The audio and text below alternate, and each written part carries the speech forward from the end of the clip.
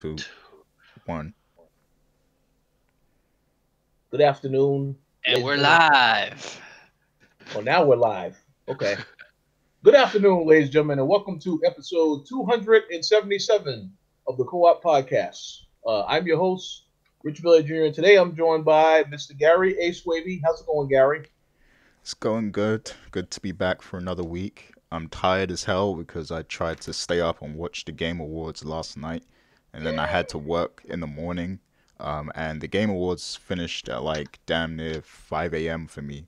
So like I was like in and out of sleep while it was happening, and then I had to wake up like early in the morning for work. So yeah, it was. I'm tired. I'm running on coffee right now, basically. But yeah, I'm here, and I'm ready to talk about the Game Awards and other things.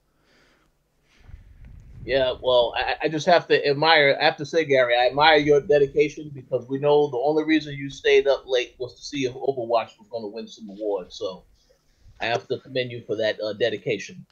Oh yeah, I'm disappointed that my favorite esports player Jonak didn't win like the esports player thing.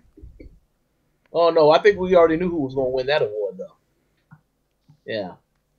And today, we're also joined by Mr. Edward Velasquez. How's it going, Ed? The VGAs was fantastic, man. Xbox, they won, man. Uh-oh. Well, yeah. Oh, they We did? definitely, Yeah, we man. definitely will get into that. Forza. Forza beat out Gran Turismo.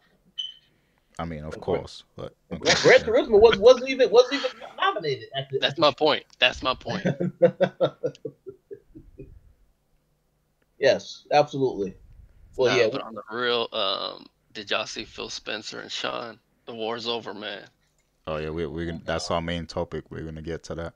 That war is not, well. We'll see about that. It ain't It's over. done, man. It's a truce. Sony has finally admitted defeat.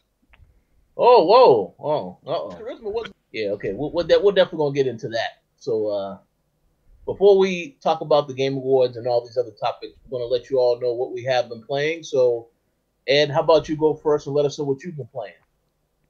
Man, I've just been trying to finish Red Dead, man. Uh, we were just discussing it off air, but like, yeah, Red Dead it does feel long right now to me. It's like, man, I kind of want to beat it already. But the upside to that, as I was telling Gary, is that I actually care about what's happening to Arthur right now in the game. And I'm near the end, so if anybody's playing it, y'all know what's going on. So like, yeah, man, like I care about the characters, but I kind of want to wrap it up too. And it seems like the story is getting to that point. Yeah, I mean, I've heard nothing but positive things, and of course, as I saw last night, Red Dead won several awards. So I would like to hope that I can get to it sooner or later, but I don't know when that's going to be. Um, maybe, maybe next week or something like that. I mean, I don't know. We'll see. Yeah, man. I mean, I understand because it is hard to, dive into this game. Like, you can't play it for like 30 minutes. You have to like sit with it Hmm. for like at least 2 hours minimum daily, and that adds up, especially with a game like that. It's so huge. That's true. So have you had a chance to try out Red Dead Online though? I did. I had about like two play sessions with it, with a friend, and it seemed cool. Like, yeah, we did run into like maybe two disconnections, but other than that, it was cool. But um, I don't know. It's like it is for me. It's just also hard to play an online game because there's a lot of games to play, and like it's just not in me no more to play an online game for a long time unless it's Halo because I'm a competitive person, so I like to play that.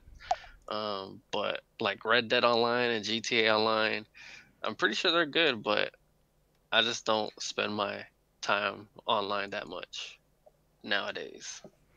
Hmm. I thought that was the whole appeal of Xbox.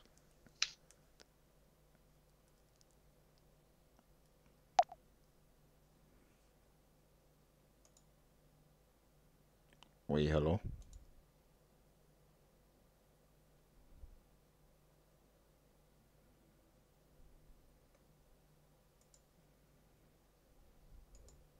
You still there?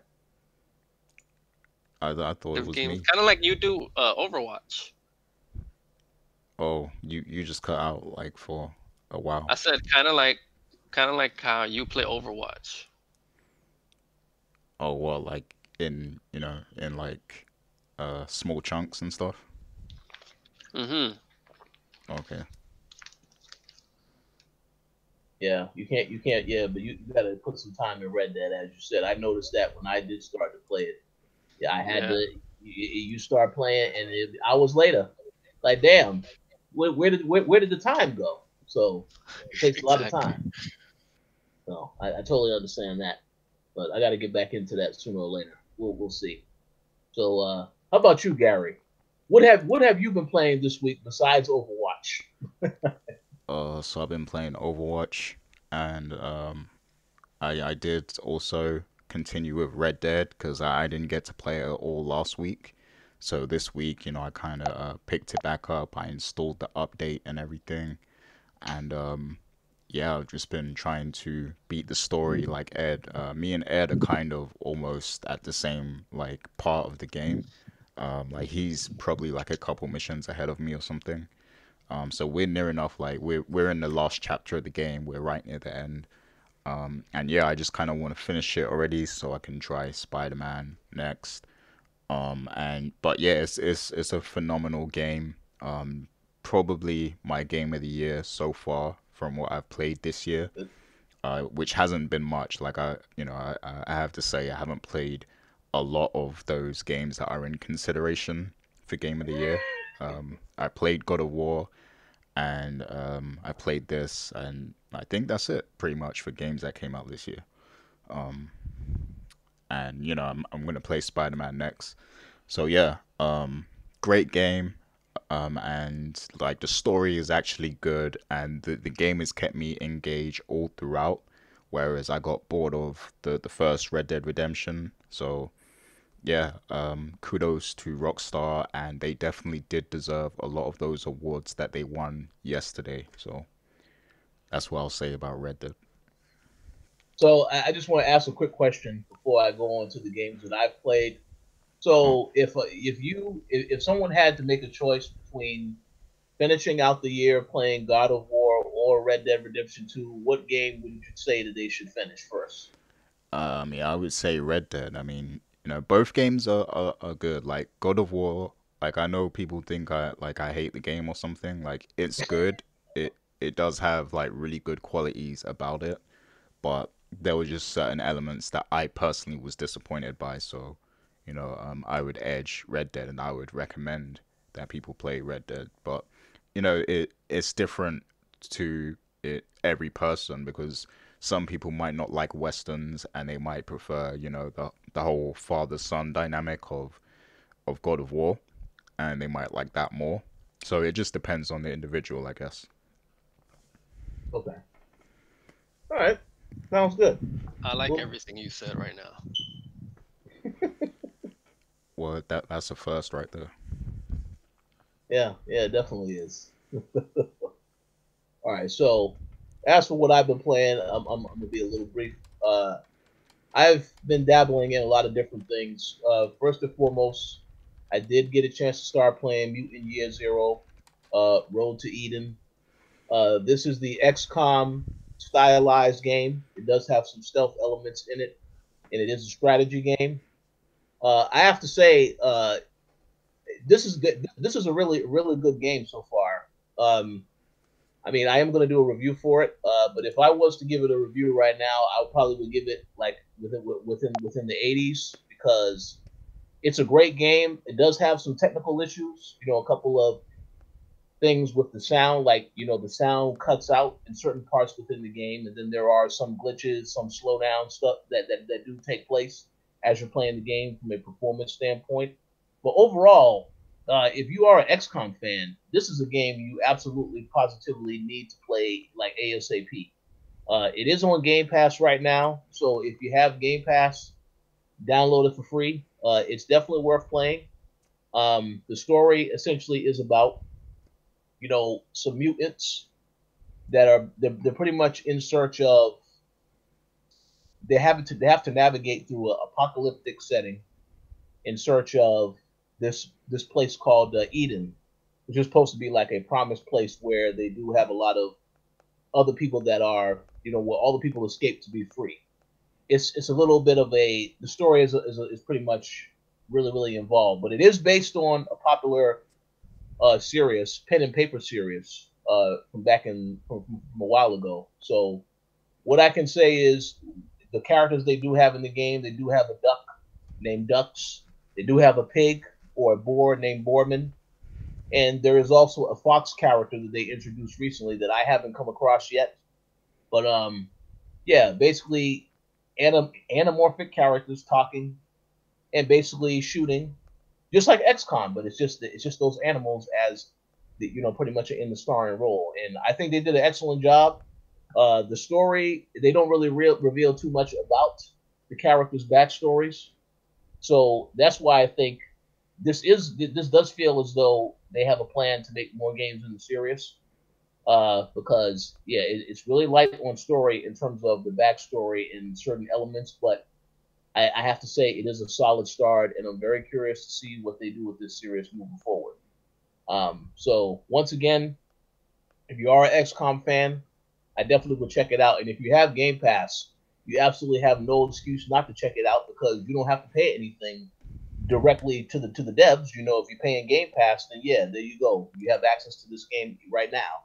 So definitely check it out. And stay tuned for my review, which will be up sometime within the next couple of days. But yeah, excellent game. We'll see what happens with that series moving forward. I've also spent a little bit of time today playing the Devil May Cry 5 demo, which is currently exclusive to Xbox for the time being. Now, I don't know when this is coming to PlayStation 4, for those that are curious. I guess they'll announce that at a later time, but I have to say, as someone who is not really a Devil May Cry fan, nor have I ever been into the series, I enjoyed the hell out of that demo. So, very curious, very, very curious to check out the game further now. And of course, the demo is just like, I don't really know at what stage it takes place in the actual campaign. But there is a boss that you do face at the end of that. One of those huge monster bosses. Whose name is Goliath. It's great. The combat is great. It looks fantastic on the Xbox One. I'm pretty sure it'll look good on other consoles, but it performs excellent on the Xbox One X. So I can see why Microsoft wanted to snatch up that demo first. So I have to give them kudos for that. But I definitely would say it is worth checking out. If you're a fan of Devil May Cry, you definitely should check this out, because it doesn't cost anything. It's a free demo. So yeah. When does that game come out? I believe it's coming out March 5th. I think is the official date. All right. It's coming out soon though, like in a couple of months. So, but yeah, the demo is definitely worth checking out. So I would definitely encourage that. And I think that pretty much covers what I have been playing. I've only really started to play Just Cause 4, so I don't really have too much to say on that game right now. But yeah, I will definitely talk about that more extensively on the next show, because by then I will have spent a ton more time with it. But yeah, pretty much a great time to be playing games. A lot of great stuff out there, so definitely make sure you check some of this stuff out. So that covers what we have been playing for this week. Let's go ahead and let's jump into the topics. And the very first topic is easily, I think, a topic that I know Gary couldn't wait to get to, because it's his favorite game of 2018, Fallout 76. Nah, not my favorite. Yeah, so we have to talk about Fallout. Like I said, I've said on this show in the past that when I played the beta on Xbox One, I enjoyed the beta, but since then I've seen that the game has gotten just absolutely trashed by everybody.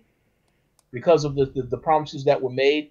And as I said before on this show, I do think that Bethesda made the mistake of not being very clear about what this game was, even though I, in my opinion, thought they were clear about what it was. It wasn't clear to everybody about what it was, because many thought that this was Fallout 5 and not not a Fallout Online game. So because of those expectations that Bethesda has put out there, they are the ones that raised the bar to get people's attention on this, and wasn't really too clear about what it was. This is why now it got the bad feedback that it has received. But now there are some other things going on with this game that happened this week that further just shows how bad this whole experience was. So one of the issues in particular was the false advertising of the collector's edition, in which people were supposed to receive a certain type of bag, and instead they received, I guess you could say, Gary, a plastic bag. Yep. I think you have all the details in front of you. But yeah, that was one issue that we have to basically talk about. And then, of course, the one that was, I think, what happened like within the last day or so, where there were now security breaches for the people who reported this incident to Bethesda support. And all of their information is now out there, email addresses, phone numbers, etc. So this has not been a good week for Bethesda, a good couple of weeks for Bethesda. So I'm going to go to you first, Gary. What are your thoughts on this particular situation? Do you think that Bethesda can recover from something like this long term? Or are they just forever going to have this as something that people remember? Bethesda are looking shaky, baby. No, I don't think they like this. This is a very bad PR moment for Bethesda. And like, cause especially the way they're dealing with everything, it just makes them look worse. Because with that, with the bag that they were selling in the collector's edition, so basically somebody reached out to them on Twitter, like an unhappy fan or whatever, someone who bought it, and they basically said to them that the graphic that they showed of the collector's edition, like the collector items and everything, which was just a prototype, and that it was unrealistic for them to produce a bag like that because it would cost too much. So like, why are you like that? Doesn't happen with any other collector's edition that we've seen before. Like, it's never a prototype. You're showing us what we can buy, and that's supposed to be the whole point of that promo graphic. Like, you're showing us what we're gonna be getting. So that just makes them look even worse. The way they're handling with the response to the customers and everything. And then these customers, they get the option to go on the site and request refunds, and their data gets exposed to everyone, and that's even worse. So it's like customers of Fallout 76 just can't win. They get a bad game. If you bought the collector's edition, you're getting robbed basically because one of the items isn't what was advertised. And if you're trying to return it and get your money back, your data is getting stolen. So it's like this never-ending cycle of just poor service from Bethesda. And this makes them look very bad. But the sad part about it is that they can easily bounce back. Like, when the next game comes out, people are still gonna hype it. People are still gonna buy it. Like, because that's just capitalism. Like, that's what happens. So when Elder Scrolls comes out, or what's the space game again? I forget. Starfield, yeah. When that comes out, like, people are gonna hype those games the same way they would usually, and Bethesda will just they'll be back to how they were. Like, it will just be back to regular business. So people will forget this. And it seems like once a year there's always a company that has a bad PR run. Last year was obviously EA. This year it's Bethesda. So who's it going to be next year? Is it going to be Ubisoft, Activision? I mean, that's just the way it is. Like, one company is always going to mess up every year on something. So. Well, I agree with that. One point I want to make real quick, based on everything you said about Bethesda. the other issue with Bethesda is that when people started to complain about Fallout So, was it 76, gonna? it took them forever to respond to the complaints. And they acknowledged that when they released the statement, that they apologized. It took them a while because they figured, I guess, I don't know what they were thinking with that whole situation, but they definitely should have responded to that sooner when people started questioning what the game was and then why it doesn't feel like the servers are working. There's a lot of glitches and this multiplayer on the game, but when I go online, is I'm not able to play with any of my friends. So yeah, it took them a while to respond. You can't do that because that reminds me similar of what happened with No Man's Sky when people got that game and they wasn't happy, and then it took these guys forever to get back to people. So yeah, but Bethesda is an unfortunate situation with them in regards to what happened with Fallout 76. But I will say this: all of the games that their other studios are working on, they won't have any issues. Like Doom, that'll be fine. The next Wolfenstein game, that'll be fine because those games are not made directly by Bethesda. It's made by other developers and it's published by Bethesda. So the Bethesda game studios, the titles, this one in particular, this is the stuff that I think people will be watching closely now moving forward. And yeah, Todd Howard wasn't at the award show. I did see people making jokes, asking where he was at last night. But that's okay. He will be back. Bethesda, they have their show next year. I'm pretty sure he'll be there. So we'll see. But Ed, what do you think about this situation? As someone who has already said openly, Fallout 76 is trash. Yeah, man, I don't even have to play it to know it's trash. Like, I'm glad I wasn't fooled by it, man. Because Bethesda, like, they have a good track record so far, but, they kind of try to pull a fast one on people with this one. And I wasn't buying. Like, this game looked shaky from the beginning. Um, so they deserve this L. Like, for real, they kind of deserve it. So hopefully they can step it up with Elder Scrolls next. Because it does look a little weird that the head studio is the one making the lesser games. Yeah, because Yeah. like games like Doom and like Rage and like the other stuff that's Wolfenstein. made by, yeah, made by other studios and stuff. Wolfenstein and all that stuff. Like those are good and they have a consistent level of quality. But the Bethesda games are just falling off like Right. completely. Hey, well, you know what? We know what their model is. We can't all have winners. So they have to take this L and bounce back strong. But as you both said, they have other studios that will be able to fill in. I mean, I know that they had that trailer for Rage 2 last night, and obviously everybody's talking about Rage. Yeah, I didn't play the first Rage, but I will check out Rage 2. So yeah, we'll see what happens with them moving forward. But I don't really have too many harsh criticisms about the other titles. We'll just see what they do to repair this. And of course, they did say they are going to be doing other updates to Fallout 76 because it is an ongoing game. They'll be supporting it, but we'll just see if people are going to stick around because I think it has left a very bad first impression. So I don't really know if that's going to make a difference now. Yeah, and one more thing I wanted to add on to this topic as well. Uh, So remember a while ago there was the news that came out that this game would not come out on Steam on PC and that it would only be sold through Bethesda's own client. So yeah. people are speculating that the reason they did that is because they knew this game was going to be trash and that people were going to be unhappy. And Steam has a refund system, so they didn't want to deal with all those refunds. So Uh, they intentionally didn't put it on Steam because of that reason.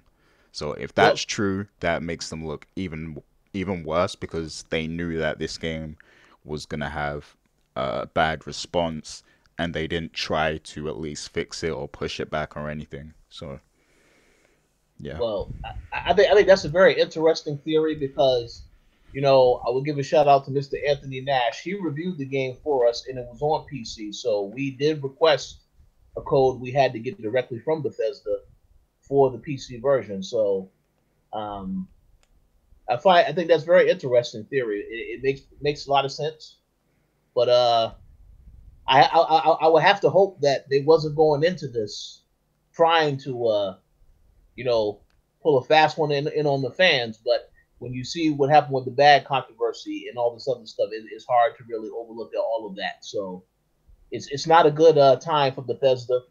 Um, hopefully they can recover. You know, I'm very curious to see what's going to happen with the Fallout series after this. You know, they decide to do Fallout 5 in the future, whether or not that's going to be well received. And See, then and of course, that's where like I'm sad about the most, I guess, with this situation, is that it happened with Fallout, and like it makes me think like, man, Fallout is really a cool game, but y'all fucked up with this one. I hope that doesn't mean I don't get any more Fallout ever, you know? well, yeah, you know, and just to piggyback off of that, I don't really think that that's a bad thought either, because my thought is, because of what happened with this incident, you know, it might not just be the fact that you have to worry about Fallout, but they may start to scale back a little bit on some of the stuff that they have been doing. Like if they decide not to have the show next year at E3 as a Yeah. result of this, I definitely could see that happen.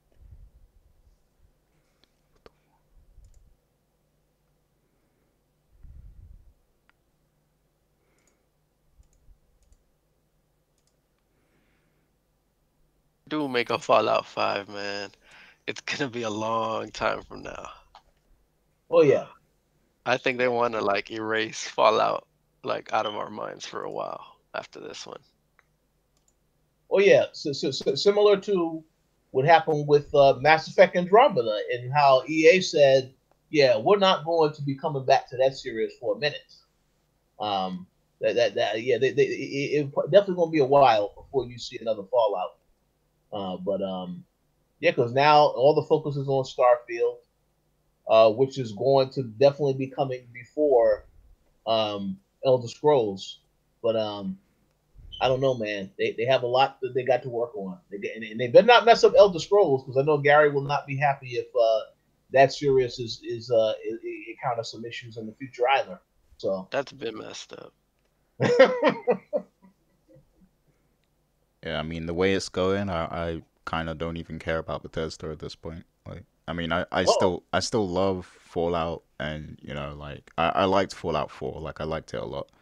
And I want them to be good. I want the next Elder Scrolls to be good, but I kind of lost a lot of trust for them, so it's like whatever for me. Like, you know, yeah, like when those games come out, I'm just gonna wait and see what the reception is. Like, I'm not gonna buy them, blindly. I'm just gonna wait and see what the response is from the general audience, and then if it's good, then I'll buy them and then I'll enjoy them.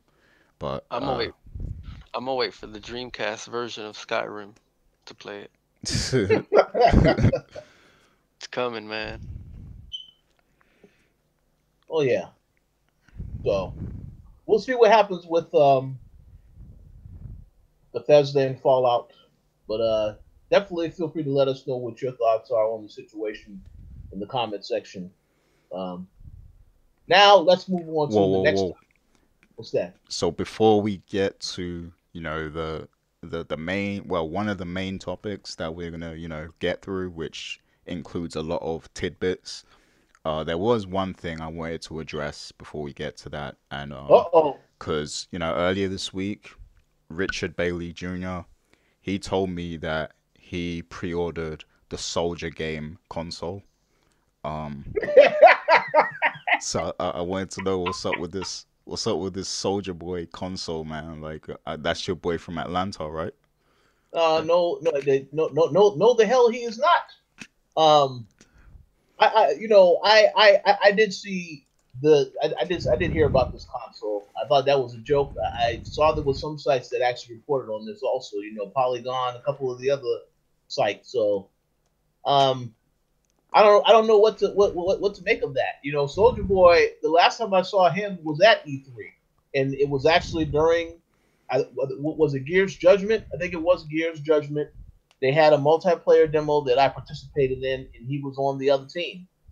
That's the last time I saw this guy, and he hasn't had a hit since then. So maybe he thought this was going to be successful.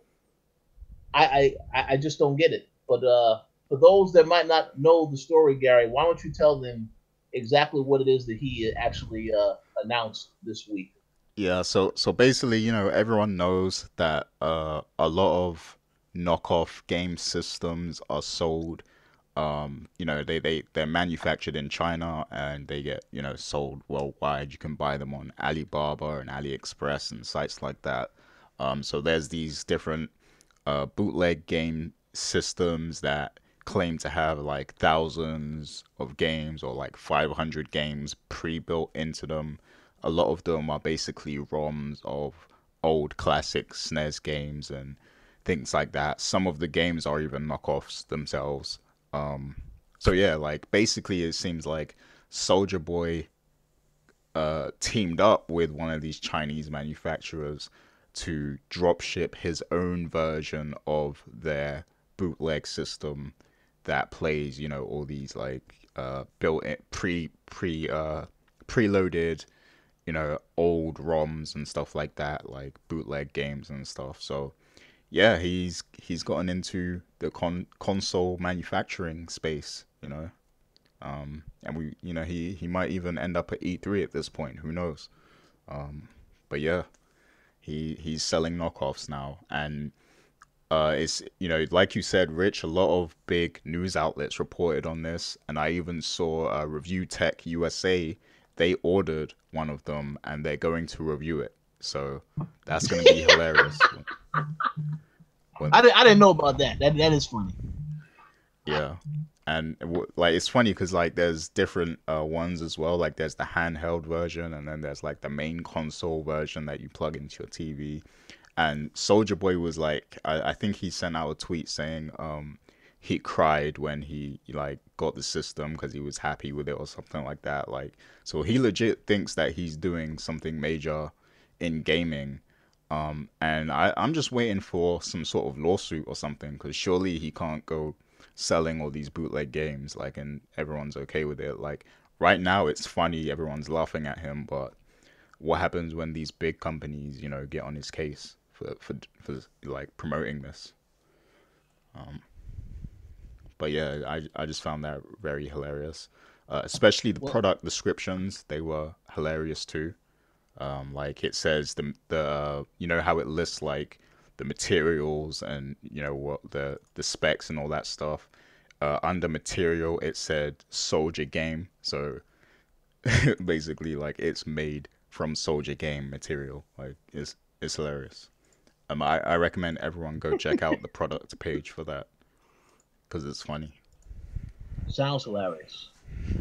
So Ed, are you planning to pick up one of those consoles? Yeah, man, I'm gonna get one for review copy. Um, I'll tell you this though, it's better than the PS4. This guy. Well, hold on. The question I have is, what games would you be able to play on this console?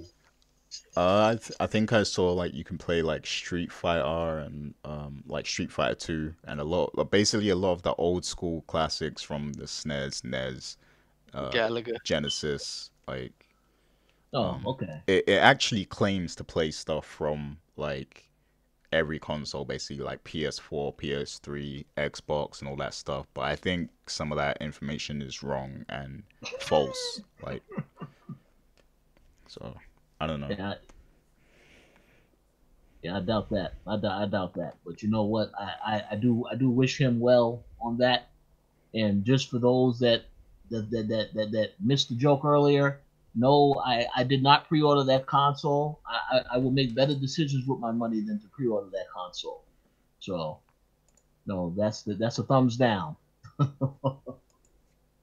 But, so any final thoughts on this console before we move on to the next topic? Well, I mean, there's a free slot at E3 because Sony dropped out. So Soldier Boy, he can do it. No, no, man. Well, listen, he'll definitely be there. You know, we know that much because he was at the last one that we was at.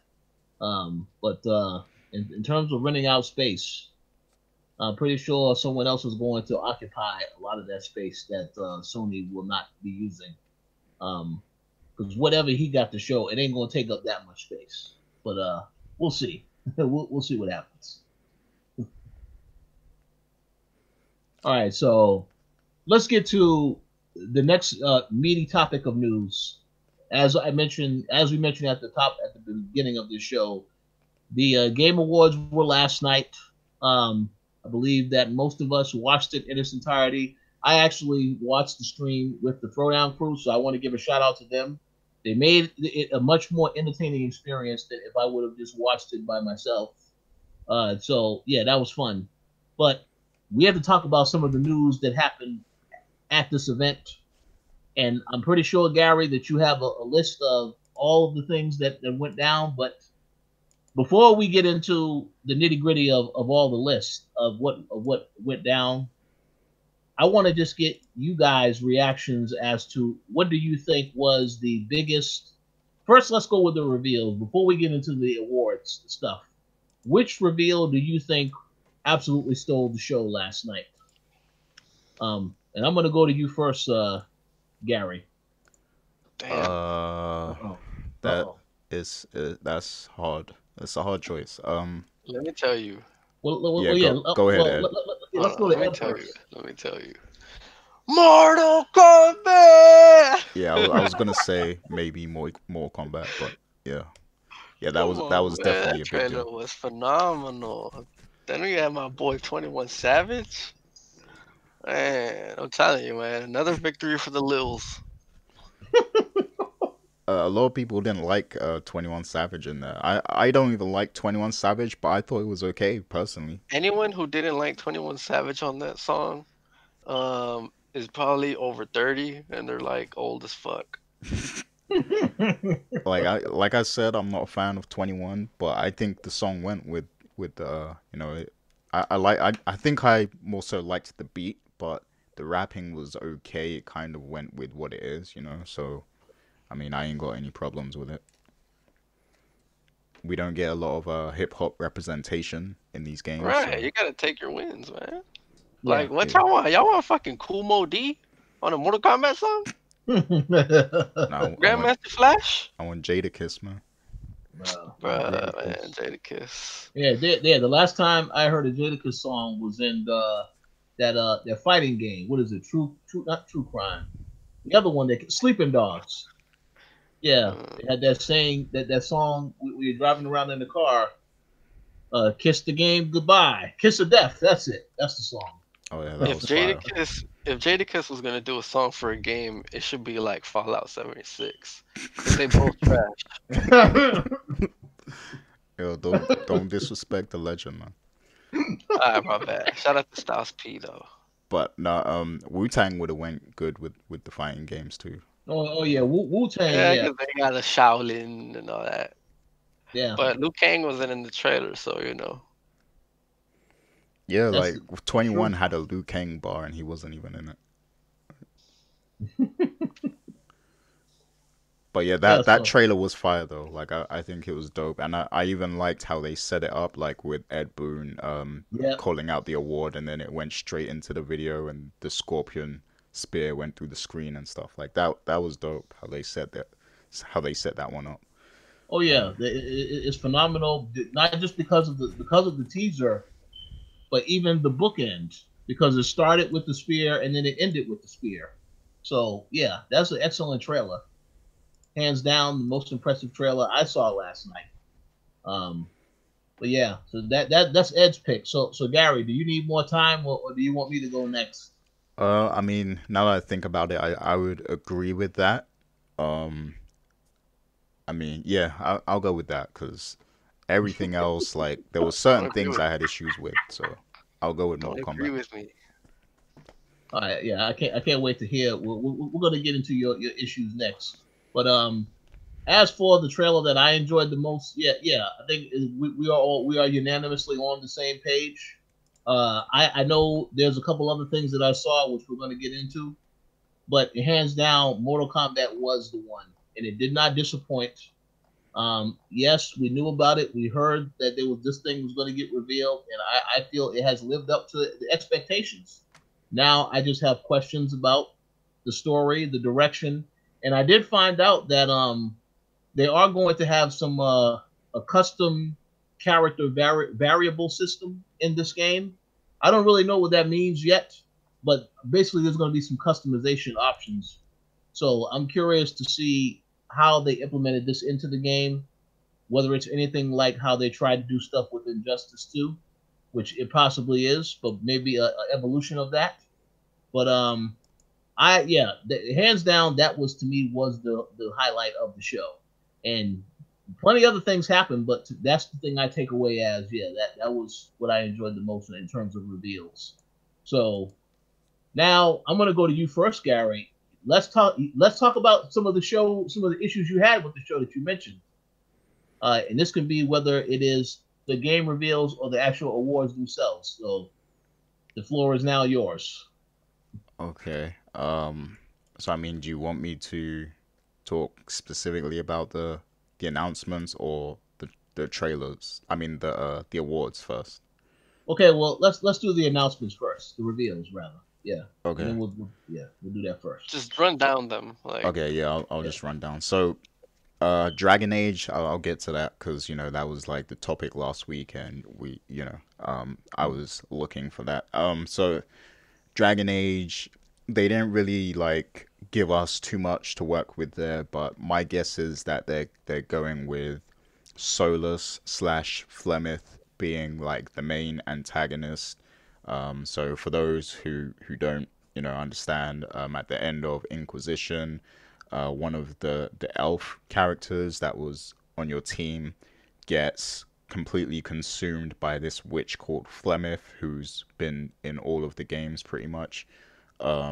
And yeah, now like he's just this powerful being, and I guess he's gonna become like the main antagonist. So my guess is that the game is spoilers. gonna focus on that.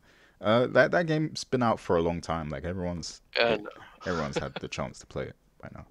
Um, but yeah, so they didn't really give us much to go on. So I mean, there's not really much I can say. But I just hope that they don't mess this up. Like that's my main thing. Don't give us an Andromeda for Dragon Age. You know, that's basically my thing. If they maintain the quality of the games, I mean, I would love to see them go back to the Origins style of Dragon Age, but I don't think they're gonna do that. But if they at least go back to Inquisition, and it could be okay. It could be decent, but we'll see. We need to see more. I'm hearing that we might not see it for like 3 years or something. So I So guess so go ahead. no, sorry, I didn't mean to cut you off. I just want to ask a quick question. So do you think now, given that Anthem is coming out in February, and obviously that is the focal point because they actually have a demo that's going on this weekend, that people are able to play for those that registered. But given that Anthem is coming out, do you think it was wise for them to even show anything for Dragon Age, or should they just saved that until E3 later this year? Yeah, I think they should have waited until they could have shown a lot more because like there's really nothing for us to even say about it at this point. Like,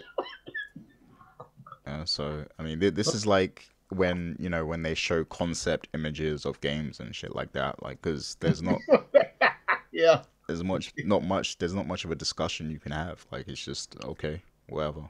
We know it's coming now. I agree. Uh, I agree. Okay, so yeah, that, carry on, good sir.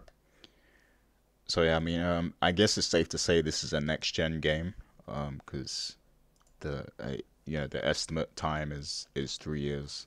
So yeah, I guess this is next gen. So it's whatever. I'll look out. I'll look out for it. When the next console generation comes by. Um, for everything else, so Anthem, it didn't get me any more hyped for it at all. Even though they've kind of shown some story. Um, but I'll just see what happens when that game comes out. I guess. Um, now I want to talk about Obsidian and their game. What was it called? Outer Worlds. The Outer Worlds. Now, I have to say, this game basically looks like a new Fallout. Like it looks like, their version of Fallout basically. That's what it looks like to me. And it looks like more of a comedic satire type of Fallout game. So that's how it comes across to me. It's like Fallout, The Borderlands. real the real comparison is Borderlands. Yeah, Yeah. it's like those two mixed together, like Borderlands, Fallout. But Okay. mostly Borderlands because even when you shoot people, the number pops up, and it has 4 players, and yeah. Yeah, But but the like, and that to me, that game looked really good. Like, it really caught my attention. Um, and like, people have been asking for a Borderlands 3. Mm-hmm. Like, I've been waiting on it. But you know what? Like, kudos to Obsidian. Like, yeah, they're like in the same lane, I guess. Damn, dog. But they're in the same lane, but like they're feeding the hunger that that you can't provide. They're feeding the food that you can't provide. I got to get my Borderlands fixed somewhere, so the Outer Worlds is gonna get it. yeah, I mean, So, if you like that lane, then this game is definitely for you. Um, and yeah, I mean, well, I'll look out for it too. Like I like the So, style of it, but the reason I say Fallout is because like they were like the original Fallout guys, and then they did New Vegas as well. So I think they're taking a lot of that experience working with Fallout, and they're just making something new, and they're taking inspiration from Borderlands as well with it. So um, so, so so just real quick to piggyback off of what you both just said. So, because you said this game reminds you of Borderlands, do you think that if Borderlands 3, when it eventually gets announced, do you think that they would release it the exact same year as this game, or they may say, you know what, let's wait a little longer before we release this game so that it's not competing against that? I don't uh, even know if Borderlands 3 is being made, to be honest.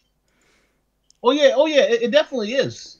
Because at GDC they had a behind closed doors demo of basically a tech demo showing what they were doing for that game.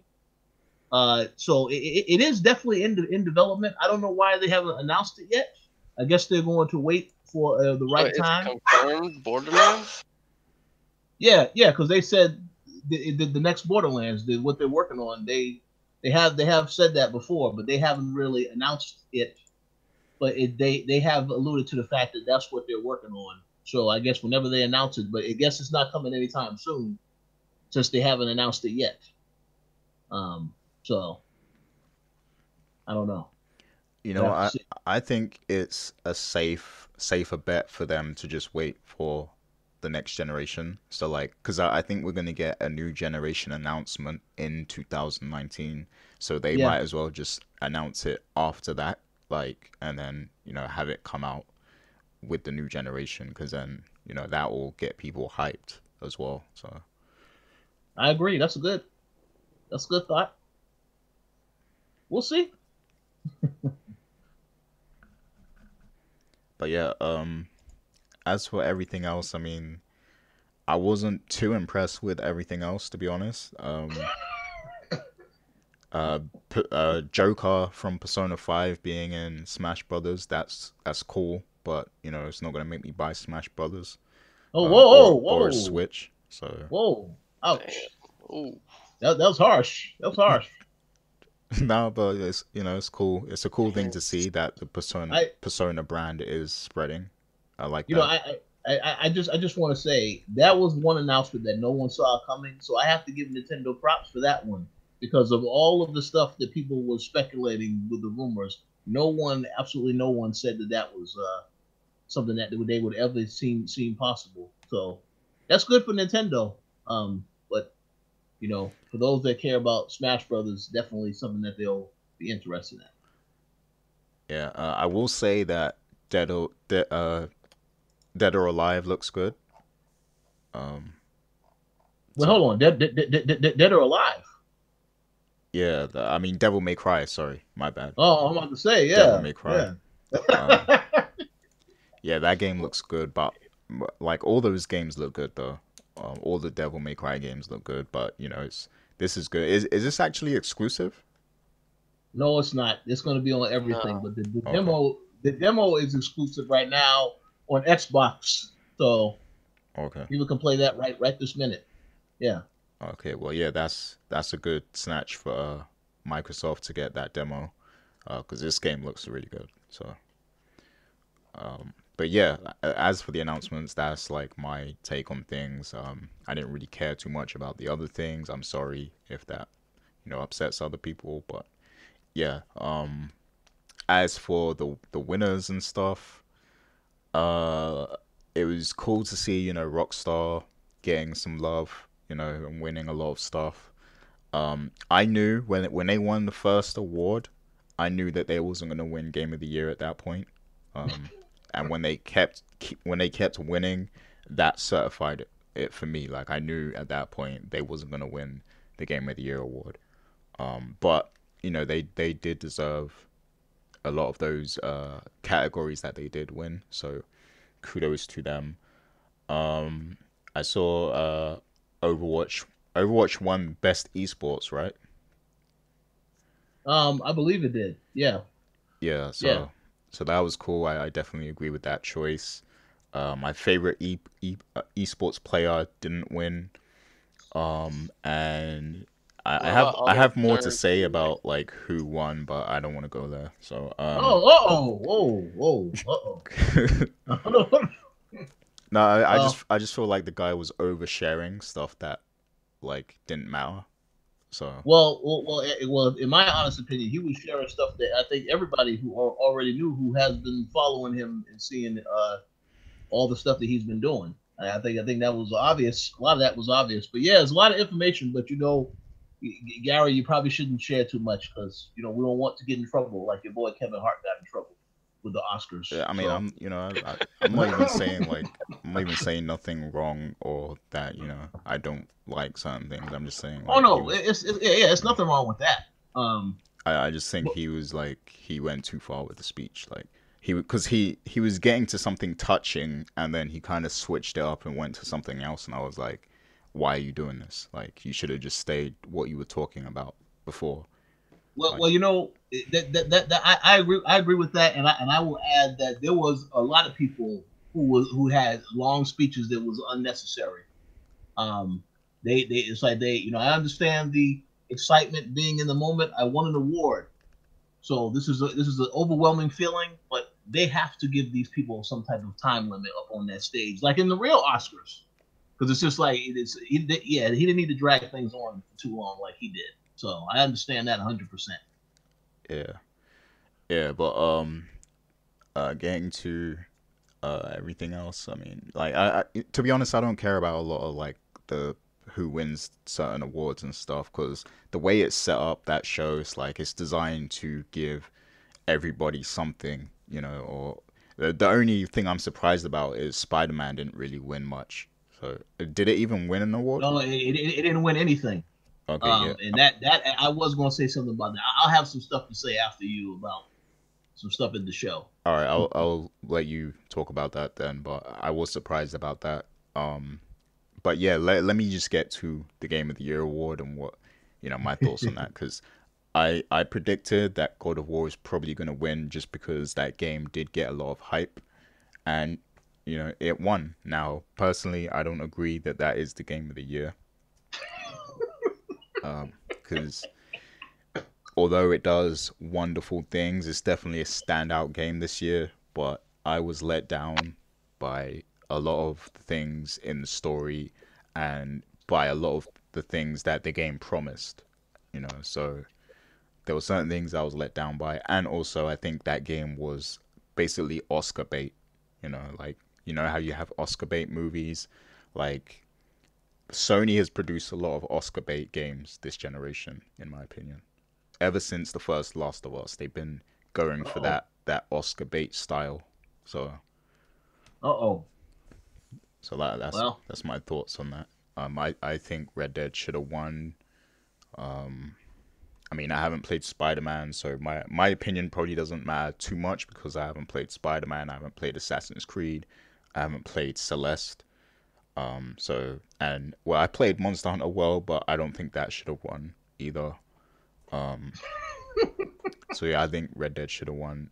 But yeah, I can't be mad. You know, this is what the people decided, so fair enough. And yeah, that's my review of the Game Awards, basically. Okay, so before I go on to my thoughts, how about you, Ed? Do you have any thoughts on the Game Awards, the reveals, or the who actually won the awards? Just as far as the reviews, one thing that I did like uh, was all those games that had a release date ready to show. You know, like Mortal Kombat, they gave us a release date. Mm-hmm. Um, like Outer Worlds, yeah, they make that short announcement, but there's a 15-minute gameplay demo online. And I think like the fact that they're announcing stuff and they're not doing it so vague, like Dragon Age, like I feel like that announcement's whack compared to like actually showing us something Yeah, or I giving us a agree. date. And I gotta give kudos to that. I agree. Well, hey, it's maybe some of that stuff will be on the kind of funny stream that their little award thing they're having, not the award, the game shows that they're having. Yeah, I don't know. But as far as the awards, I felt like it went like how I thought. Like maybe God of War is the better like game. Like it's funner to play, and I feel like Red Dead is might be the more engaging game, the more like technical, you know, technically better. Like like as far as world building and all that stuff. But yeah, so I don't have a problem with who won or anything like that. I just know that next year Xbox is gonna take everything. We'll We'll see see. about that. Yeah, we'll see about that indeed. So a few things I want to say about the Game Awards. So yeah, the reveals.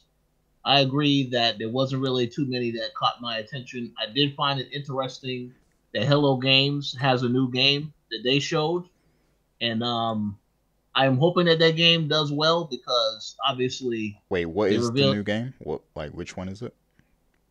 I'm not looking The at a list right now, but it's a I think game it's the that Last Campfire, isn't it? that's it. Yes, that's it. That's it. Okay. A lot of people are saying it reminds them of Journey in some respects. Um, I haven't played Journey, so I don't really know about that. But I mean, the game looks good graphically.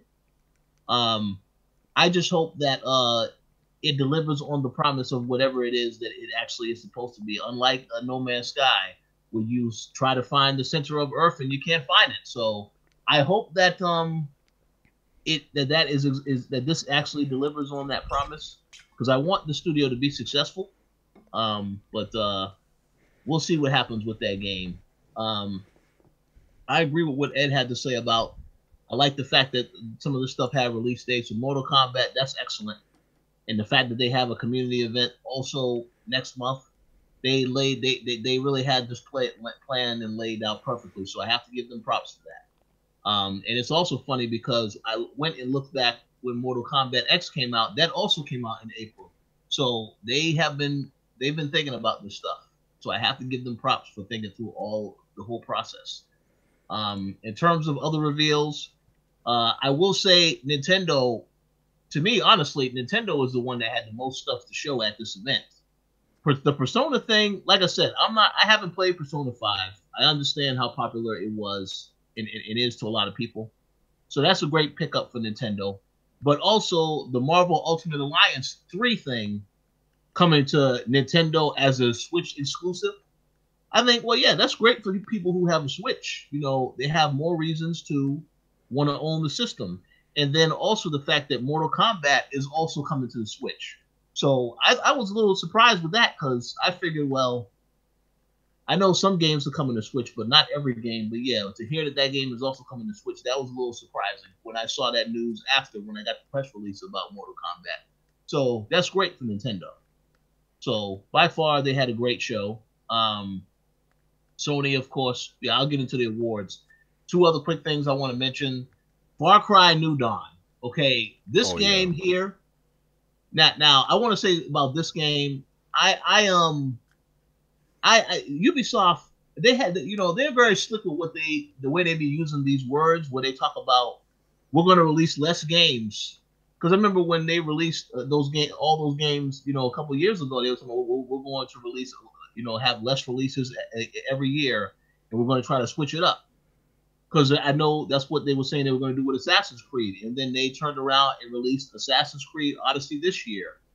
So they released Far Cry 5 in March of this year, and now we're getting the new Far Cry in less than a year later, well, almost a year later, in New Dawn. Now, that trailer, from what I understand, is supposed to be an alternate version of what happens at the end of Far Cry 5, which is good. But essentially, it's the same game, the same world, just built.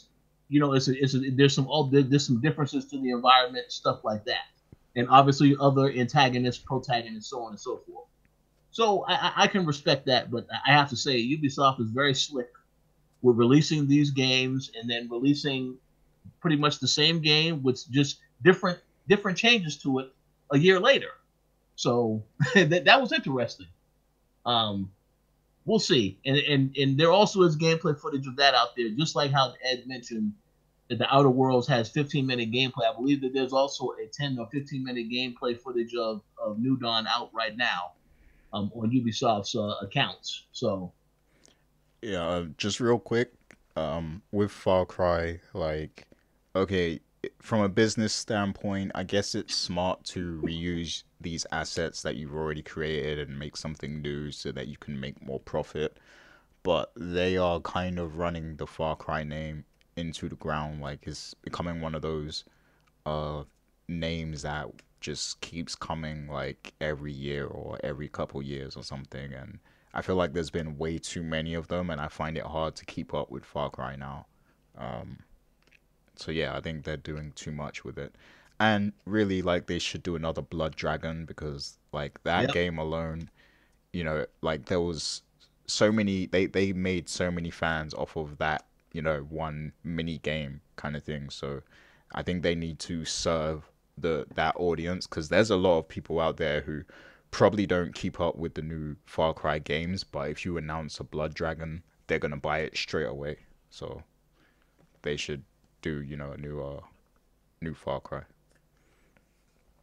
I agree with that, and I will also add that not only that, but they definitely need to listen to what the fans want. People have been asking, where the hell is the next Splinter Cell? I thought that announcement was going to happen at this past E3, and it didn't happen. So I don't mind seeing Far Cry and Assassin's Creed, and of course we have the Division also coming out in March of next year. That's fine, but where are the games people have been asking for? Splinter Cell, especially. So I would anticipate and hope that is coming next year. We already know Watch Dogs 3 is going to happen because they have already been teasing that they are working on that is also. So that's fine, but yeah, we got to see more other games. I mean, it's okay, like you say, from a business standpoint to recycle assets, use them again. That's great, but we got to see these other titles. I'm tired of seeing the same type of game. Give me something different. So we'll see what happens. A few other things I want to mention in regards to the show.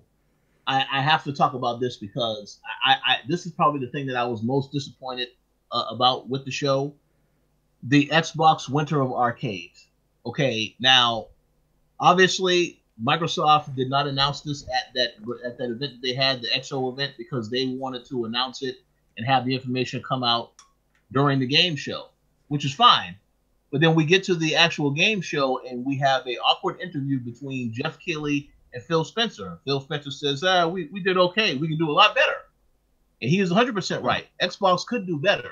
But in that little announcement that they had with them talking back and forth, we just casually announced, yes, we have Winter of Arcade games. Ashen is going to be coming on there, and that's it. And you can check out the blog. I was disappointed in that because I feel like at the Game Awards, people are there to experience the actual show. So they should have had a video, the same video that they have currently on the Xbox Wire site right now. They should have had some type of video montage to show you this is the lineup for the Xbox Winner of Arcade. But instead, we get it in a news post with no promotion whatsoever from Microsoft. And I got an email, like, I want to say about an hour ago while we were recording this show about the Winner of Arcade. But where the hell was this news at last night at the actual show? It doesn't make any kind of sense to me. So, because they showed Ashen last night, but they showed it as coming to the Epic store. Nothing about Xbox. And that game, when they first showed it, it was at the Xbox show, at one of the Xbox E3 events. So I think that right there, missed opportunity. I don't understand what Microsoft was thinking. And I think they should have definitely, especially when this is taking place in their theater, in the Microsoft theater, they damn sure should have had some type of presence at that show besides the Forza DLC. But that's just my opinion. Yeah, I agree. Yeah, that's just my opinion. But we'll see, because I know Ed would have said something about this, but he had to dip out. So, but yeah, it is what it is. So the last thing I want to say about the award show, in regards to the awards themselves, I haven't finished Red Dead Redemption yet. I do agree it definitely deserves some of the awards it did receive.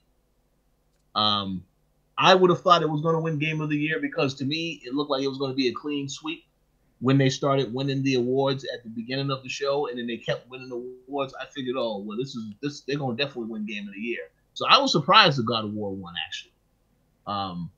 But I'm not hating on it. I just know I need to finish God of War and I need to finish Red Dead Redemption 2, and then I can make a decision as to which game deserves it. But I will say Spider-Man not winning anything at all, I was very surprised with that because it seems to me like Spider-Man, it definitely could have won something. But for whatever reason, everyone thought that God of War was better. And anybody can make the argument, yes, if this was a year, if God of War or Red Dead didn't come out this year, then yes, Spider-Man would have won something. And that's a valid argument to make. But as you had said, Gary, God of War is a game that it feels as though it was designed with the intent of winning an Oscar. And really, when you think about God of War, the reason that it won that award is because it is a success story. Because we have heard in the past, this is a game that was supposed to be canceled, all this other type of stuff, and it had these development issues, and then it comes out, receives high praise, ridiculously high review scores, and then it wins this award. So that's why it won this award, because it is a success story in terms of what the state of the game was before to how it actually turned out. Now, whether or not it actually lives up to the hype, I don't know. We have people that in our circle that say that it is by far the best game, that one of the best games released this year. But then they have also said Red Dead Redemption 2, that is the game of the generation. So I don't know. But I will say, wasn't happy to see Spider-Man get snubbed.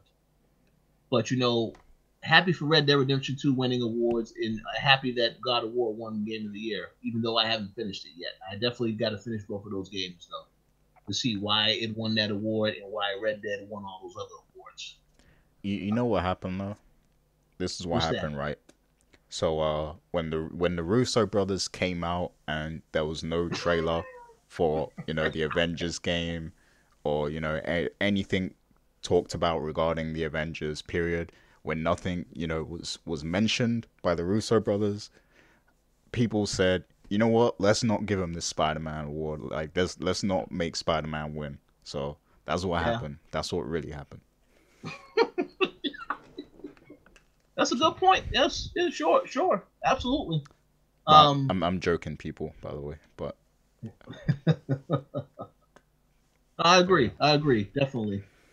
But there was one other thing I was going to say about the awards. Yes, that award show was entirely too long. I mean, there's no reason for it to be. It needs to be almost a 4-hour show. No, because when they said the show was starting at 8:30, I thought they meant the actual show was starting at 8:30. But no, they had a pre-show also. And I just want to say this. I don't want to be disrespectful, but I have to say this in terms of what they can do to improve the show moving forward. Number one, all of these ongoing games such as Fortnite and stuff, I don't think we need to see a trailer, like a world premiere trailer for something new that's coming to Fortnite or PUBG. That stuff could very easily just be online and not be a part of the show at all. Because it's like, I know that they're still working on the game. Obviously, I don't really think that's a big deal, though. I think when I think of an award show, I want to think of a new game getting announced. I don't really care so much about you making a big spectacle out of announcing something that's coming, like a new piece of content coming to an existing game. That's fine. But I don't think that should be a big highlight for an award ceremony when really it's supposed to be known for the world premieres of new games. Yeah, they did spend a lot of time on Fortnite, and I think like one of my criticisms with the Game Awards is like they want to be associated with every single popular thing in gaming. Mm-hmm. So whatever the most popular thing is, they want it represented on the show. I guess for ratings or whatever. So that's one of the criticisms I think I have for them, because they did spend too much time on that game when it's a game you can literally download it like right now, like anytime for free. So we didn't need to see this much of Fortnite. Like we want to see new stuff. So yeah, I agree. Because I mean that's I mean I feel that that's the reason why that's what everybody will be talking about most. A lot of people are not going to be talking about. I mean, obviously, if it's a Fortnite fan, they're going to talk about that as one of their biggest highlights of the show. But anyone else who was into these other games, they didn't really care about. This is a new map coming to PUBG. This is a new map coming. I don't care about any of that. I'm not saying that to discredit the teams working on the content. It's great, but it's not something that I would spend so much time on that particular show. yeah, and also like it's not like Fortnite needs it, because I guess there's certain games where they kind of need that spotlight so that the content will be seen or whatever. Fortnite does not need it. Like whenever they announce something new, everybody knows about it instantly. So it's like they don't need the Game Awards to, make the masses aware I agree. of the new content or whatever. So oh yeah, I agree 100%. Without question. But yeah, they definitely should cut down on that stuff in the future. And of course, musical performances. The Red Dead musical performance was excellent. I mean, some of those musical performances were pretty good, so I give them credit for that. But they definitely got to cut down on some of that other stuff. It's just too much filler in there that is unnecessary. And if it's a world premiere, it should be for a new game that no one has ever heard of, or not something we already know. Yeah, and that's ridiculous. But that's just one man's opinion. So if people who are angry, direct your comments towards me. Don't attack Gary. yeah, please don't attack me. Yeah. So any other thoughts on the Game Awards before we move on to the final main topic for today? I think that's it for me. Okay. Okay. I will say, maybe this was one of the better Game Awards, because I remember there was a few that I watched that I stayed up for that were completely trash, and I was legit mad that I wasted hours of sleep. But this one, it was okay. Like it was okay. Yeah, I actually would agree with that.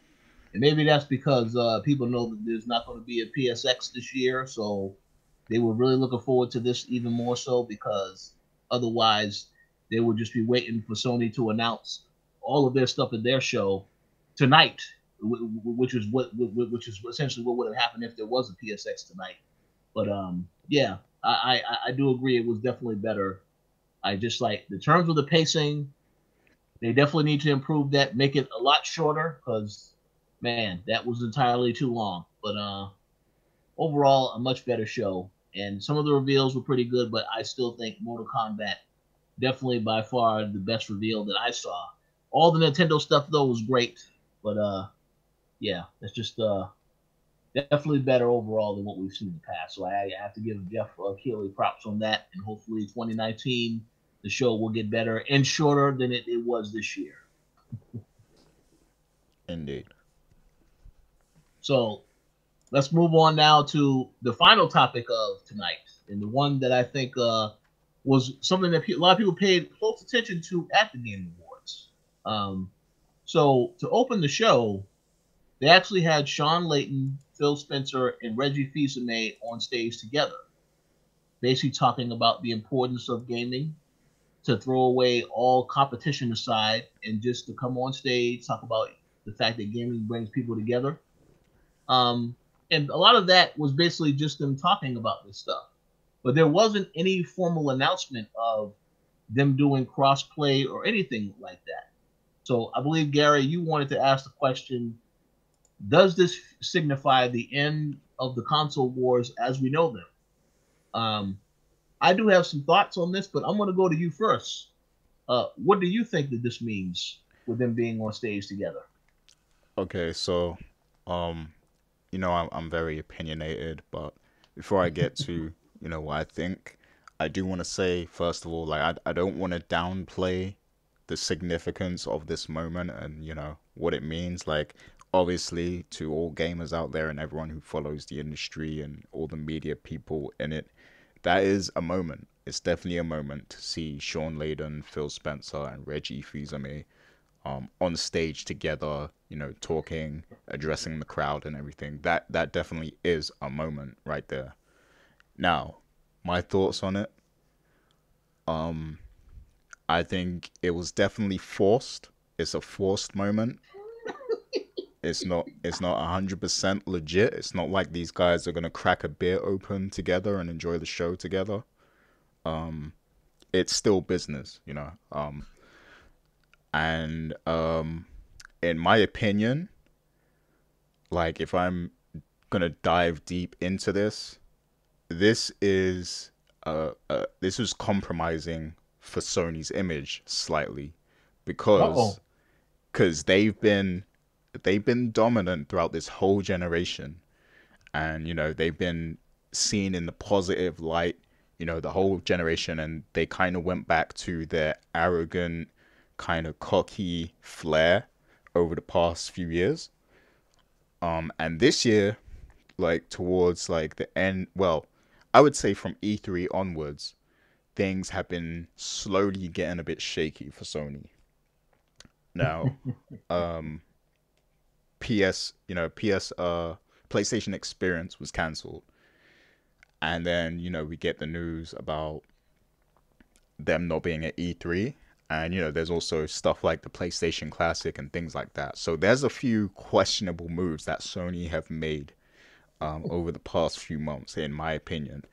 And with them canceling PSX and E3, to me that shows that they don't have a lot, in the tank left, especially for the PS4. Obviously, they're probably focusing everything on PS5. We've discussed this already. Mm-hmm. So I think Shawn Layden being willing to do this now is sort of showing the decline of the PS4 and the rise of the Xbox brand, because now the Xbox brand is picking up steam, and this moment is like it it's very telling to me, because the arrogant Sony didn't want any parts of, they didn't want to be associated with anything else. They just wanted to stay in their lane and keep being dominant. They didn't Mm-hmm. want crossplay or anything like that. Now they're forced to do crossplay. They're forced to play ball because now the Xbox brand is slowly picking up steam. Games Pass is a thing. Xbox, the backwards compatibility is doing well. It's a big plus for the Xbox system. And there's a lot of positive things now about the Xbox that's being shown in light now. and Sony is they're tipping more on the negative scale right now.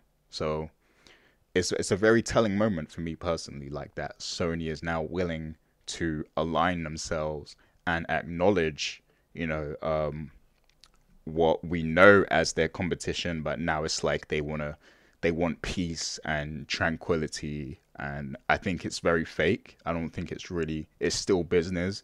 At the end of the day, they're still competitors no matter what.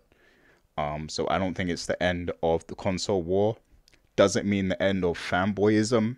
Maybe this signifies a moment of peace, but wait, what am I saying? It doesn't represent peace. Like the fanboys are still going to troll. Like there's still, that's still gonna happen. Unfortunately, but yeah, I just think it's a very forced moment. It was cool to see, and it, symbolically, it's definitely a moment, but I think it's very forced and it's very fake, in my opinion. So that's my thoughts. What do you think? Well, first and foremost, I think those are some great valid thoughts. Um, I think well, the thing about it is this: the crossplay situation. When this was announced, when Sony finally decided to cave in and agree to doing this stuff because they were forced to do it, I thought that at that moment that was when, I think they obviously just did it just to save face, but I do think that they don't intend to really do this stuff in the future.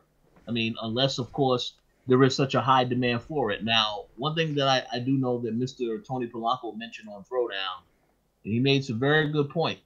The people who were complaining about a lot of these games not being crossplay, they haven't said anything about Call of Duty. They haven't said anything about all these other titles that, by these big AAA titles, the Fallout, none of this stuff. They were only talking about Fortnite. So why aren't they talking about these other games?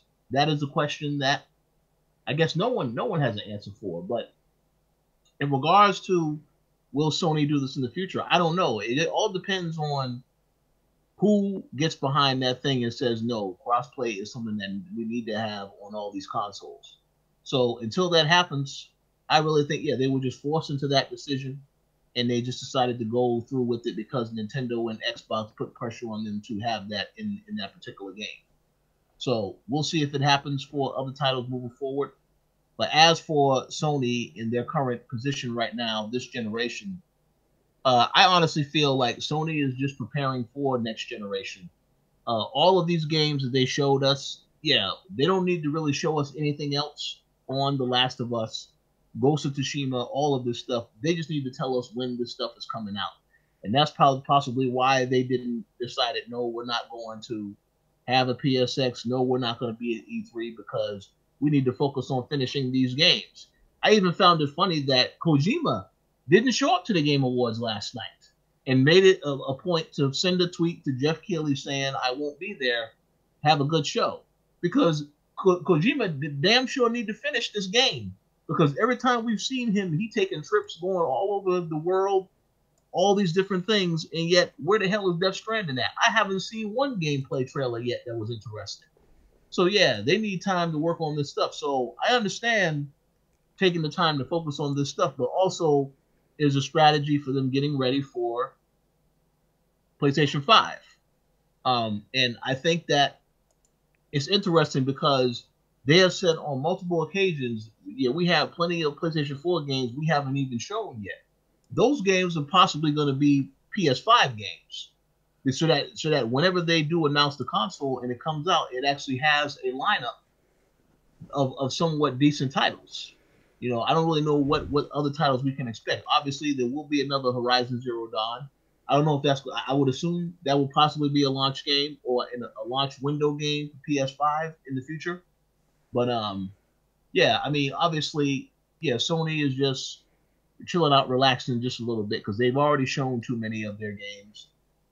Too many things we already know are coming. So at this point, there's not really anything else for them to talk about or really show, which is fine. But Microsoft, I have to say, they did not really feel like they had a presence at this show at all because most of the games are coming to everything that was shown, with the exception of the stuff that Nintendo showed that is coming exclusively to the Switch. So I would say Microsoft, in my opinion, if we're talking about who looked the weakest at this show, I say it was Microsoft. Because even though the Forza Horizon 4 expansion is coming next week and everybody is looking forward to that, it's like Game Pass, great. You can play the games on Game Pass, that's good. When you think about what else did they really show, there was really nothing that stood out. Nintendo, far above anything else, they showed the most for their console at this Game Awards show, and I guess that's what it is. Because since Nintendo, when you think about it, no, they had no game that was nominated for Game of the Year at all. So that's how they made up for it. They showed a lot of stuff for Nintendo, which is good for Nintendo. But yeah, Sony, Sony didn't really have a presence at the show, other than they won that award for God of War, which is good for them. And everything else was third party. But in my opinion, hands down, Microsoft, they did not have it. They didn't really show anything. And even when they had that little speech between that little conversation between Phil Spencer and Jeff Keighley, it felt awkward. Like this dude just asking this dude, so how's Xbox going? Yeah, we had a pretty good year. We can do a lot better. I could tell Phil was uncomfortable in that conversation. But hopefully they are going to have more that they can show in the future. And, oh yeah, they did have that Crackdown trailer, which was very cringeworthy, I must say. But Microsoft, Oh yeah, man, the Terry Crews. yeah, yeah. They I believe during the Throwdown show, they were talking about it. They said, yeah, Terry Crews, they pretty much they're behind him heavily for this game, and really that's all they have because we haven't seen hardly any gameplay at all, nothing from Crackdown. So yeah, Howard should be concerned about that, but we'll see what happens. But in terms of the solidarity between these guys, I do believe you are correct. This was for show, and the fanboy thing will never end because there always are going to be people out there comparing, saying, "Well, this console is the best console." I mean, but honestly, Sony has had an excellent generation. They've done an excellent job this generation in terms of the titles. They've had more exclusive titles on their platform. They have not done well with backwards compatibility. That is by far one of the worst things that they have had this generation. Because PlayStation Now, as Charles said last week, is a trash service. So yeah, that's bad for them. And then on top of that, that PlayStation Classic that you mentioned, everybody that I have seen writing reviews for that all have said that it is mediocre. So yes, they have made some bad decisions, some questionable decisions this generation, but they're still number one because of the games that they've released. So I'm curious to see how that dynamic shifts next generation. And I think that Sony knows Microsoft has a lot that they're trying to do, which is why they are saying, okay, we need to hold off on what we're doing. Let's rethink what we're going to do for PlayStation 5. Make sure we come out the gate strong because they know Microsoft, they're going to have some real competition with them next generation. So we shall see what happens. Yeah, yeah, I can agree with a lot of that, but I think ultimately Xbox's future looks more brighter than Sony's right now, in my opinion. Oh yeah, Because oh yeah. Oh no, I agree. I agree 100% with that because all the studios they acquired, and then of course that Obsidian game looks awesome. I am aware that that Outer Worlds game is also coming to PlayStation. But one thing that I was talking with Ed last night, and he raised a good question: is that Outer Worlds game? Do they own that IP, because if they own that IP, then very easily, if it does well, they could do a sequel, and Microsoft will say this is exclusive to Xbox and PC. So it's a very smart strategy if they own that. Um, yeah, but yeah, cause like what will happen if they own that?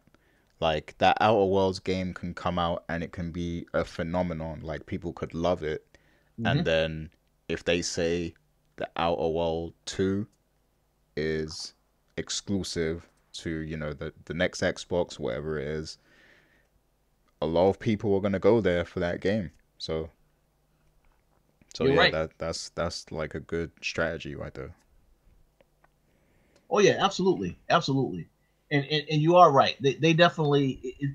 I do believe Microsoft. Not only do they're looking very strong heading into next generation, but there's a lot of mystery behind what these studios are going to work on because the acquisitions of you know Ninja Theory, so on and so forth.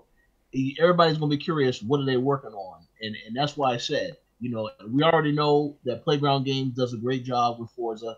We already know that 343 is working on Halo, Gears, etc. is being worked on by the Koalition, not us, of course, the other Koalition.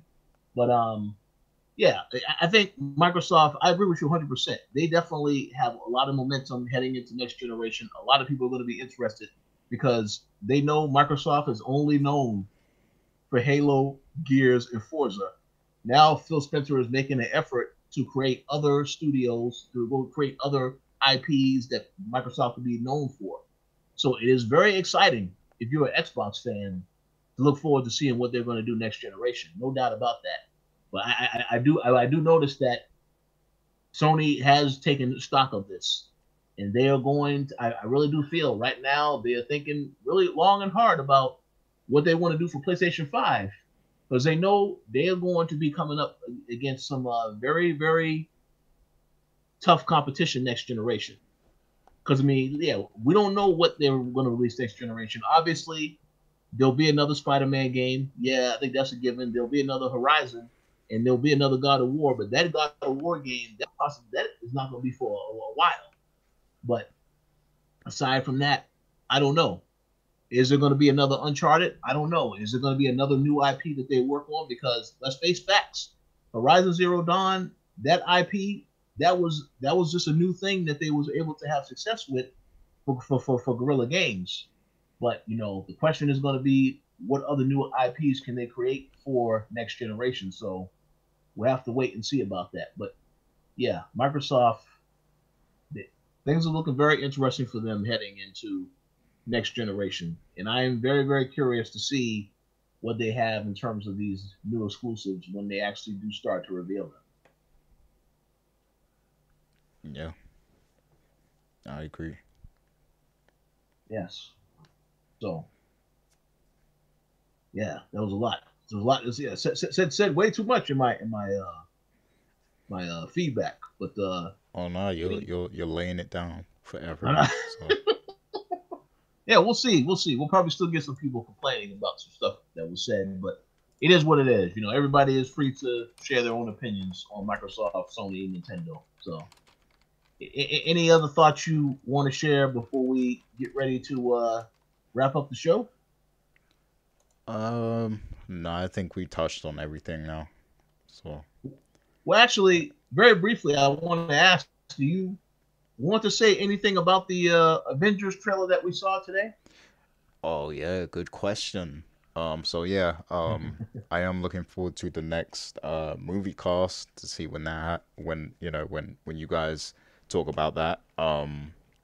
Get well to Dana as well because I know she's Yes. not doing too well. But yeah, Avengers 4, the trailer dropped today, and man, like the tone in that trailer, like it just encapsulates everything. Like you really do feel like half of the universe has been destroyed. Like, cause the tone is just like off. Like it feels like there's a lack of life.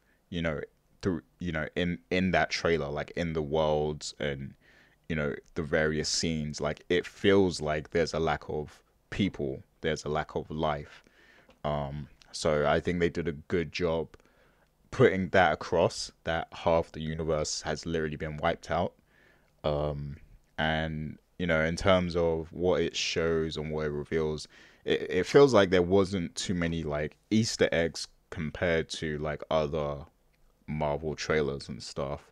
And I guess they want to keep a lot of stuff under wraps still because this is a very secretive movie. They've waited a long time before even revealing the name of the film. So I'm sure there's going to be a lot of like secrets and things like that that they didn't want to let go yet. Um, but yeah, I mean, you could see that the situation has really affected the characters. You know, Captain America, Black Widow, Tony Stark, especially at the start. And it's good to see, you know, some of the returning characters like Ant-Man, who apparently is now going to become something else, and you know, Ant-Man is back. Uh, I mean, I meant Hawkeye before. Um, Yeah. yeah, so yeah, it's good to, you know, finally see that trailer and see the direction, the tone of the movie.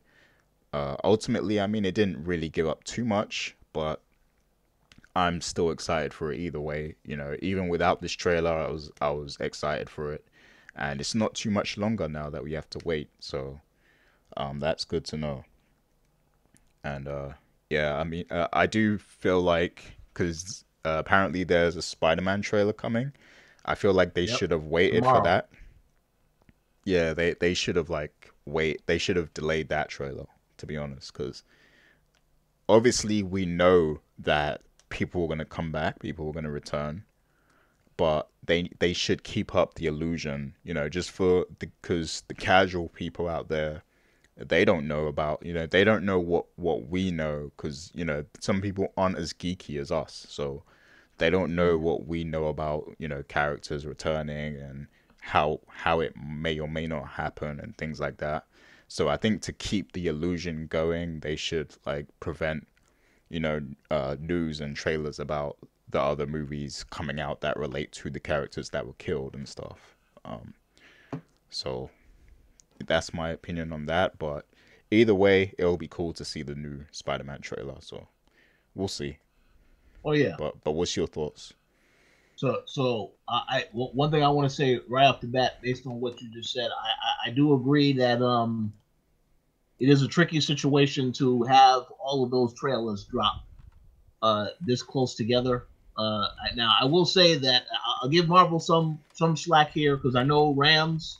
He'll hear back this episode and he'll say, "Why is Rich complaining about this again?"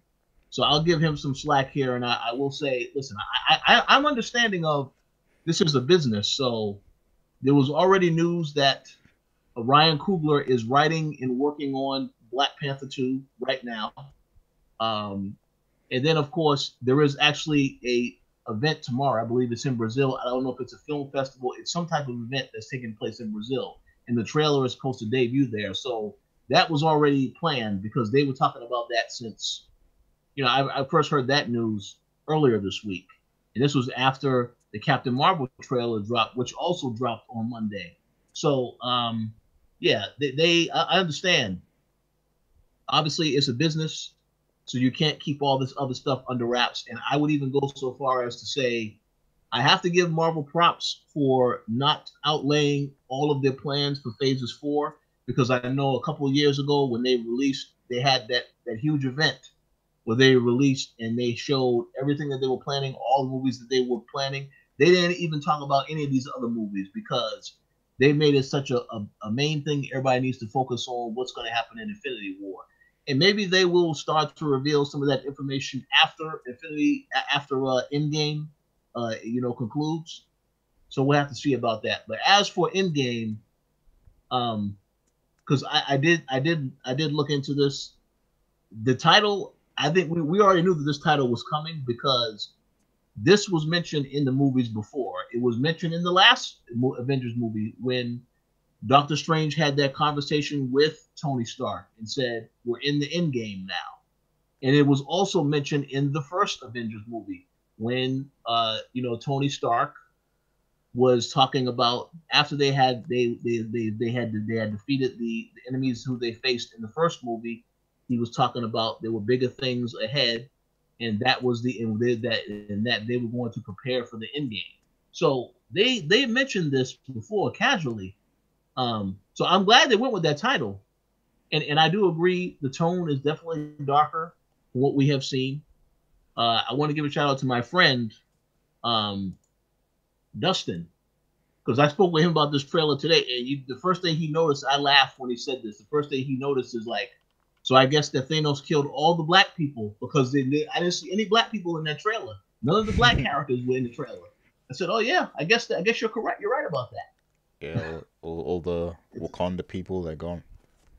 Yeah, yeah, but I do know again that this was the first trailer. You know, they're gonna definitely have another one. The movie is coming out April 26th, so that ain't that far away. And it's funny because that is the exact same week that Mortal Kombat 11 is coming out. So that's going to be a huge week for people who are into gaming and movies. There's going to be a lot of content to consume in that time period. But I definitely have to say, listen, I'm glad Marvel dropped the trailer. I'm looking forward to it. And anyone that has not caught up to all the other movies, you definitely should do that because, especially with Ant-Man, because Ant-Man was not in the last Avengers movie, and there is explained why he wasn't in that in the Ant-Man and the Wasp. So glad to see him return. Glad to see Hawkeye return. So I'm very curious to see. And obviously, we know Captain Marvel is going to be in this movie also, but they're not going to release that trailer that shows her in the movie until we have seen the Captain Marvel movie first. So looking forward to that, but no doubt about it. Very exciting to see this trailer, and I'm looking forward to seeing which direction they go in with this particular story, and of course, who does not make it, because some people definitely will die for good. For good, they've already said that is going to happen. So I'm curious to see who it is that actually doesn't make it out alive. But Yeah, excellent. yeah, definitely for sure. Either Tony Stark or Captain America are gonna die. You know, one of them, or maybe even both. But like, I think only one of them is gonna die. So yeah, one of them's gonna go. And I think it's Cap, and that's another thing. Like, cause he released his like goodbye on Twitter, like his goodbye message and stuff, and I think he should have held on to that too. Like, just cause like it feels like, you know, whenever there's a Star Wars movie or something, like the illusion is kept, like everybody is so quiet, like there's no, you know, they try their hardest not to spoil or reveal anything, and I think that same respect should be given to this film just to keep the illusion going. So Yeah. that's my thing. Yeah. Well, I certainly agree. I mean, I don't know. I don't know if that was just a emotional response to it being the last day filming, or if the character actually dies. So I guess they want people to question these things until we find out at the very last minute what it actually meant. But yeah, I do think they definitely have to keep some stuff under wraps. Even though we already know, like I said, there are other movies that are in the works, so we do know that there will be some people that will definitely survive this, you know, everything that happens in this movie. But it's a question of what the plan is. And then the other thing is, you know, Guardians of the Galaxy, you know, we already know about the issues with the director of that movie and the fact that he is no longer on the movie. They never really announced what, I guess that project is on hold now. So I'm very curious to know what are these other movies coming after Spider-Man in this movie. So they have quite a bit of things that they have to address and talk about. I'm just curious to know when we're going to get that information, and I would assume it's going to be sometime next year after Endgame. We'll know what the future looks like for Marvel. I think they're gonna have a huge blowout at Comic-Con, and that might even be when we first hear news about their plans for X-Men and, you know, these other Yeah. properties. So Oh yeah, that will make perfect sense. Absolutely. Yeah, because that'll be right after. Yeah, because Avengers is out. Man, it's crazy. Captain Marvel is out in March. Avengers is out in April. And Spider-Man is out, I think, in July. It's either June or July. So yeah, that's a lot of Marvel movies. But yeah, very curious to hear what their plans are, and looking forward to seeing what the future holds. But yeah, I enjoyed the trailer. I just now I just want to know what's going to happen with some of these other characters. So I will be patiently waiting to see that movie when it drops on April 26th. And perhaps you guys will get it earlier in the UK. Perhaps I'm not sure about that, but we'll see.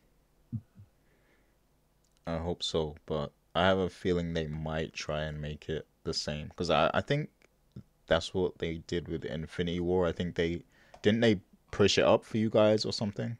Yeah. They did. They did push it up because it was Yeah, supposed to come out the first week of May, but then they pushed it back to the following week. I mean, the week before. So that's a possibility. Yeah, yeah, because absolutely. I think to avoid like British people spoiling it for you guys and stuff like that, they might push it up so it's the same.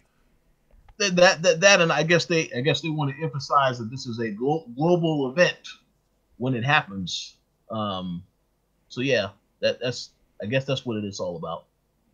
But I'm totally fine with that. That'll be here before we know it because we just flew by 2018. So I'm pretty sure that April will get here real quick compared to that. So we'll see. But so yes. Now, any final thoughts before we get ready to wrap up the show? Uh, no, that's pretty much it from me. Okay, cool. So definitely want to thank you all for tuning in to today's show. If you either listened later on the download or watch live, we appreciate your continued support. Um, I definitely want to give a shout out to a few individuals. First and foremost, definitely want to give a shout out to Dana Abercrombie. I hope that she feels better. You know, she is going through something at the moment, so hopefully she gets better. Uh, Wish her well. Shout out to everybody on the Koalition staff as well. We thank Mr. Edward for joining us on today's show. It was a good conversation.